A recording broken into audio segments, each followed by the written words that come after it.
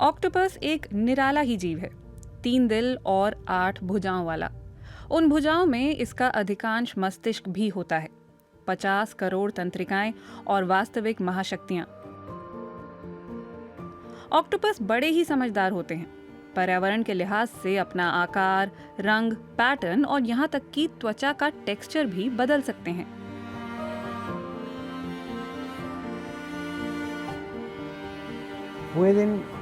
वे चट्टानों में तब्दील हो सकते हैं। ऐसे दिखेंगे कि काई से ढके हुए हों, या खुद को बहुत बड़ा बना लेंगे, या पूरी तरह लाल। मेक्सिको के तटीय शहर सीसल में उनाम यूनिवर्सिटी के सैटेलाइट कैंपस में जीव विज्ञानी कार्लोस रोसास ऑक्टोपस की आदर्श जीवन स्थितियों के बारे में शोध कर रहे हैं। अभी तक के नतीजे बताते हैं कि पानी का तापमान बढ़ता है तो ये संवेदनशील जीव अपेक्षाकृत कम अंडे देते हैं। जलवायु परिवर्तन में तेजी आई तो ये बात समस्या बन सकती है। हम जानते हैं कि जलवायु परिवर्तन की वजह से कैरेबियाई सागर और मेक्सिको की खाड़ी गर्म हो रहे हैं। हम लोग ऐसे मॉडल तैयार करना चाहते हैं जो बता सकेंगे कि भविष्य में ऑक्टोपस की संख्या कम होगी या नहीं। युकाटान के तट पर अभी काफी संख्या में ऑक्टोपस मिलते हैं, लेकिन ये स्थिति बदल सकती है। दुनिया भर में लो फैट वाले आहार की मांग बढ़ती जा रही है। एशिया के कुछ इलाकों में ऑक्टोपस का जरूरत से ज्यादा शिकार हो चुका है। सीसाल में ऑक्टोपस पकड़ने वाले अंतोनियो कॉक के लिए सीजन पहले से बेहतर है। खासकर अगस्त, सितंबर और अक्टूबर के महीनों में धंधा जमकर हुआ है। सब इस बात पर निर्भर करता है कि आप कितनी देर तक काम करते हैं। मैं अक्सर दिन में 1 बजे तक फारिग हो जाता हूं और 500 से 600 पैसों कमा लेता हूं। पूरी दोपहरी में काम करने वाले लोग 2000 से 3000 पैसों बना लेते हैं।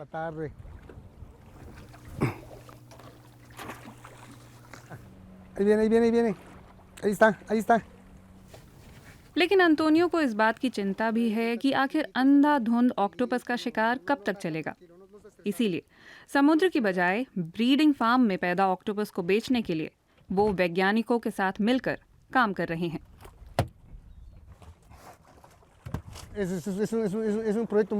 ये एक महत्वाकांक्षी प्रोजेक्ट है, लेकिन काम करेगा। ग्लोबल सी फूड इंडस्ट्री के लिए ऑक्टोपस पालना सबसे बड़ी चुनौतियों में से एक है। सामन और झींगा मछली से उलट उन्हें बंधक रहना नहीं सुहाता और वो जल्दी मर जाते हैं। लेकिन मेक्सिको के शोधकर्ताओं को एक लाभ हासिल है। ऑक्टोपस की स्थानीय प्रजाति माया खास तौर पर मजबूत है। ये वाला 2 महीने का हो चुका है। माया ऑक्टोपस एक बहुत ही प्यारी, खुशगवार प्रजाति है। इस टैंक में वे एक साथ रहते हुए खुश हैं, जल्दी ही दोस्ती कर लेते हैं। और इसके अलावा वे उन अंडों से नहीं निकलते जिन्हें मादाएं लार्वा की तरह सेती हैं, बल्कि वो पूरी तरह से तैयार शिशु ऑक्टोपस की तरह उभर आते हैं। अन्य ऑक्टोपस प्रजातियां पैरालार्वी की तरह पैदा होती हैं। विकास की उस अवस्था में बड़े पैमाने पर ऑक्टोपस मारे जाते हैं। यहाँ सीसाल में जहाँ उनकी लार्वा की अवस्था नहीं आती तो वो बहुत बढ़िया ढंग से पैदा होते हैं। ये यूनिवर्सिटी स्टेशन का केंद्रीय इलाका है। इन अंडों से जल्द ही नन्हे माया ऑक्टोपस निकल आएंगे। अगर आप करीब से देखें तो आप छोटे छोटे काले बिंदु देख सकते हैं। ये ऑक्टोपस की नन्ही सी आंखें हैं और नए अंडे फिर से आ रहे हैं। यहाँ हमारे पास 32 टैंक हैं और हर टैंक में एक गर्भवती मादा है। इंतजार है हमें कि अब वे अंडे देंगी। वैज्ञानिक गर्भवती मादाओं को खुले समुद्र से पकड़ते हैं। वो सिर्फ 1 साल की होती हैं और अंडे सेकर मर जाती हैं। वो खुद को भूखा रखकर मार देती हैं, यहाँ ब्रीडिंग स्टेशन में भी और वहाँ समुद्र में भी। ऑक्टोपस को भले ही उनकी जिंदगी के आखिरी मोड़ पर बंधक बनाकर रखा जाना हमेशा से विवाद का स्रोत रहा है। जानवर इतने समझदार हैं कि आलोचक उन्हें कब्जे में रखना नैतिक रूप से गलत मानते हैं। कार्लोस रोसास का नजरिया कुछ और ही है। हमने फिल्मों और दूसरे किस्से कहानियों के जरिए ऑक्टोपस को मानवीकृत कर डाला है। Y eso es और ये एक समस्या है। el problema. दक्षिणी मेक्सिको में ऑक्टोपस को एक संसाधन का दर्जा हासिल है। वो आय का स्रोत है और गांव में लोगों का भोजन भी। बस अभी आप देखेंगे कि ये कितना स्वादिष्ट होता है। कॉक परिवार के लंच में आज ऑक्टोपस है। यहाँ युकाटान में आप कहीं भी जाएं, सब जगह आपको ऑक्टोपस पेश किया जाएगा, रेस्तरां में भी।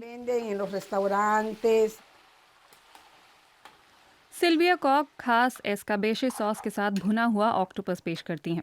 मेक्सिको के दूसरे इलाकों में ऑक्टोपस को लोकप्रिय डिश सुशी के साथ खाया जाता है। दुनिया की भूख अपार है। हर साल करीब 4,20,000 टन ऑक्टोपस खाया जाता है। अंतोनियो और सिल्विया कॉक हर रोज उनाम यूनिवर्सिटी के शोध केंद्र में आते हैं और यहाँ रिसर्च में हाथ बटाते हैं। वो उन्हें सफलतापूर्वक पैदा कराना और कृत्रिम पर्यावरण में पालना सीख रहे हैं।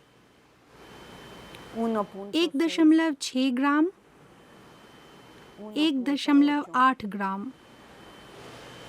बहुत छोटे ऑक्टोपस बहुत जल्दी निढाल हो जाते हैं। वैज्ञानिक शोध के लिए और डाटा जमा करने में लगे हैं। इस बीच अंतोनियो कॉक और उनकी पत्नी ने एक कोऑपरेटिव भी बना लिया है। वो ऑक्टोपस का कारोबार बढ़ाना चाहते हैं। गांव के दूसरे लोग इस प्रोजेक्ट को लेकर शुरू में उदासीन थे। वे इसे पागलपन बताते थे, कहते थे वक्त की बर्बादी है बस। उन्हें प्रोजेक्ट पर भरोसा नहीं था। आज ऑक्टोपस पकड़ने वाले 10 लोग कोऑपरेटिव से जुड़ चुके हैं। फंडिंग की मदद से उन्होंने अपने ठिकाने भी खड़े कर लिए हैं। टैंक आ चुके हैं, लेकिन काम को चालू रखने के लिए उन्हें अभी भी पैसों की दरकार है। बाजार को बढ़ाने के लिए हम ये प्रोजेक्ट फैलाना चाहते हैं। देश दुनिया सब जगह अपना माल बेचना चाहते हैं। ये मेरा सपना है। कहो तो कल से ही शुरू कर दूं। ये प्रोजेक्ट मछुआरा परिवारों का भविष्य संवार सकता है। दूसरे ऐसे इलाकों के लिए भी ये आदर्श बन सकता है जो ओवर फिशिंग और जलवायु परिवर्तन के मारे हैं।